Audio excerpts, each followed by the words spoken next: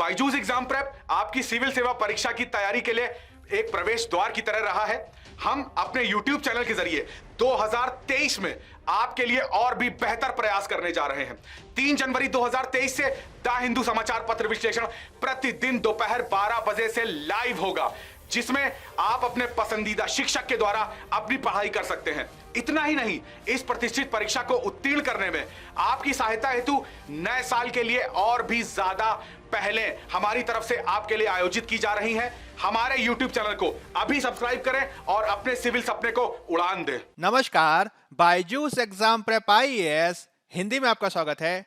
प्रस्तुत है the big news. The big news के आज के सत्र में हम चर्चा करने जा रहे हैं नागा शांति समझौते पर। हाल ही में केंद्र सरकार और मणिपुर सरकार ने मणिपुर स्थित नागा सशस्त्र समूह जेलियांगरोंग यूनाइटेड फ्रंट के साथ एक कार्य संचालन समाप्ति समझौते यानी हिंसा को रोकने संबंधी एक समझौते पर हस्ताक्षर किए हैं। आपको ये ध्यान रखना है कि जेलियांगरोंग यूनाइटेड फ्रंट 1 दशक से सक्रिय है और यह प्रतिबंधित समूह जेलियांगरोंग नागा जनजाति के लिए एक अलग राज्य की मांग कर रहा है। जेलियांगरोंग यूनाइटेड फ्रंट के अनुसार वे मणिपुर की स्वतंत्रता सेनानी रानी गैडिनलिउ के अनुयायी हैं, जिन्हें अंग्रेजों ने 14 साल तक जेल में रखा था। गृह मंत्रालय का यह मानना है कि यह समझौता मणिपुर में शांति प्रक्रिया को महत्वपूर्ण रूप से बढ़ावा देगा। इसके तहत जेलियांगरोंग यूनाइटेड फ्रंट के प्रतिनिधियों ने हिंसा को समाप्त करने और विधि के शासन द्वारा स्थापित शांतिपूर्ण लोकतांत्रिक प्रक्रिया में शामिल होने पर सहमति को व्यक्त किया है। यह समझौता सशस्त्र संवर्गों यानी कैडर्स के पुनर्वास पुनर्स्थापना का भी प्रावधान करता है। साथ ही इसमें जिन शर्तों को तय किया गया है उनमें जमीनी स्तर पर इनकी देखरेख करने के लिए एक संयुक्त निगरानी समूह का भी गठन किया जाएगा। आपको ये ध्यान रखना है कि जब हम जेलियांगरोंग जनजाति की बात करते हैं तो आप ये ध्यान रखेंगे कि यह भारत में असम, मणिपुर और नागालैंड के ट्राई जंक्शन में रहने वाली एक प्रमुख स्वदेशी नागा जनजातियों में से एक है, जो गुइबा के वंशज हैं। यहाँ पे जो जेलियांगरोंग शब्द इस्तेमाल किया जा रहा है वह 3 जनजातियों को संयुक्त रूप से संदर्भित करता है, जिनमें जेम, लियांगमाई और रोंगमी नागा जनजाति महत्वपूर्ण है। जेलियांगरोंग दक्षिणी मंगोलाइड आबादी से संबंधित हैं और इनकी भाषा चीनी तिब्बती भाषा परिवार से संबंधित है। यदि हम नागा जनजाति को समझने का प्रयास करें तो आप ये ध्यान रखेंगे कि नागा एक पहाड़ी लोग हैं जिनकी अनुमानित संख्या लगभग 2.5 मिलियन है। इसमें नागा विद्यमान है नागालैंड में, मणिपुर, अरुणाचल राज्य के साथ ही असम और म्यांमार में भी नागा समूह निवास करते हैं। आपको ध्यान रखना है कि नागा कोई एक विशिष्ट जनजाति नहीं है, अपितु एक निर्जातीय समूह है जिसमें कई जनजातियां शामिल हैं। इसमें महत्वपूर्ण है ओ जनजाति, अंगामी, चांग, चाकेसांग, काबुई, कोनियक, कुकी, लोथा, माओ, मिकिर और रिंगमा आदि। यदि हम इन सब में नागा विद्रोह के मुद्दे यानी नागा इंसर्जेंसी को पृष्ठभूमि के साथ समझने का प्रयास करें तो आप ये ध्यान रखेंगे कि नागा हिल्स को 1881 में ब्रिटिश भारत का हिस्सा बनाया गया। हालांकि नागाओं में स्वतंत्रता की भावना शुरू से ही थी। परिणाम स्वरूप विभिन्न नागा जनजातियों को एक साथ लाने के प्रयास के परिणाम स्वरूप 1918 में नागा क्लब का गठन किया गया, जिसने आगे चलकर नागा राष्ट्रवाद की भावना को बढ़ाया। यह क्लब 1946 में NNC यानी नागा नेशनल काउंसिल के रूप में रूपांतरित हो गया।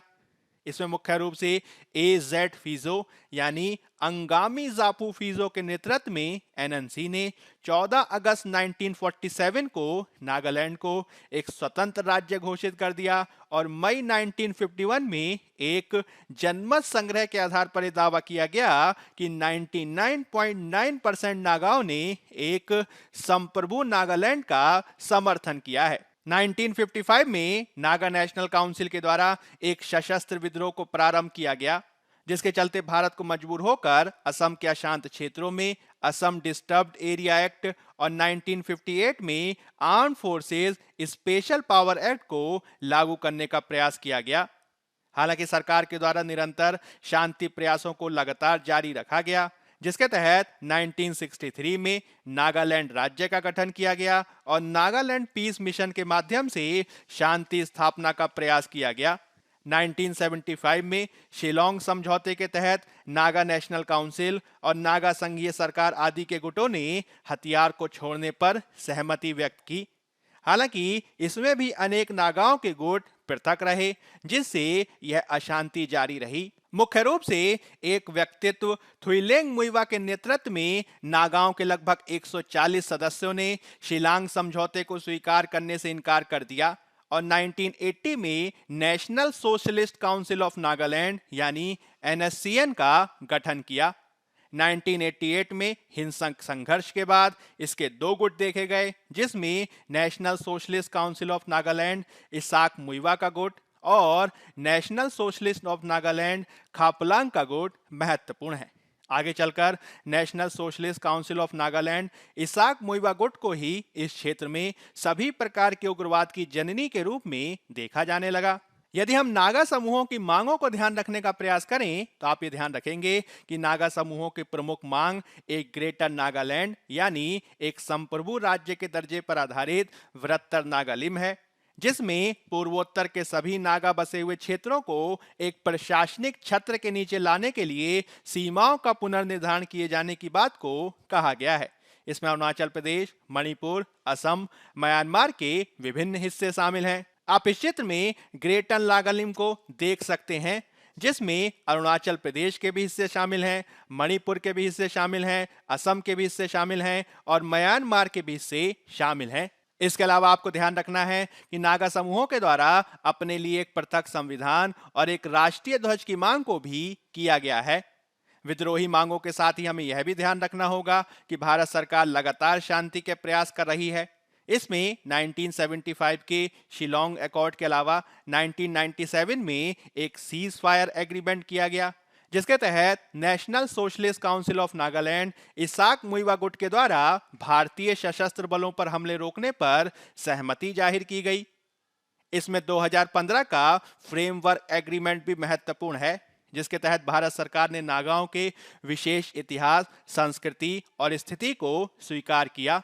2015 के फ्रेमवर्क एग्रीमेंट के माध्यम से भारत यह आशा कर रहा है कि इसके माध्यम से नागाओं की एक लंबी चलने वाली इंसर्जेंसी को समाप्त किया जा सकेगा।